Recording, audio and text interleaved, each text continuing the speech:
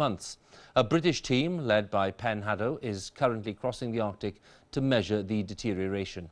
Our environment correspondent David Shukman reports from Resolute Bay in the Arctic Circle. We're on an Arctic journey over what looks like land, but actually we're riding over an ocean that's frozen solid. It's bumpy, the ice feels unforgiving, but as we pass along the edge, there's new evidence emerging of how soon it could vanish. Our guide checks the ice to see if we can go further. We can't, it's too thin, too dangerous. The latest research shows this great polar ice cap shrinking far faster than predicted.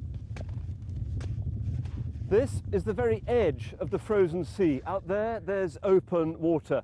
And scientists are now really alarmed about the rate of change up here. They say that it's no longer, as originally forecast, the end of the century when the Arctic will lose its ice in summertime. Instead, that could happen in a matter of years. And they now say they have really reliable data to back that up. Over decades, submarines have measured the Arctic ice. Here, HMS Tireless breaks through 2 years ago. Since the 1960s, submarines with their sonar systems have tracked how the ice has declined. Professor Peter Wadhams of Cambridge University has studied the Navy's sonar records. Yes, these are all measurements of ice thickness and taken from the sonar rolls which we digitised. There are millions of readings.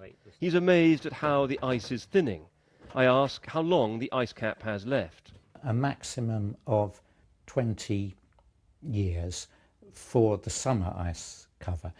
The winter, there'll always be an ice cover, but it'll be thin first-year ice. I'm a little bit nervous. Out on the ice right now, British explorers know how thin it's getting. Might as well go home.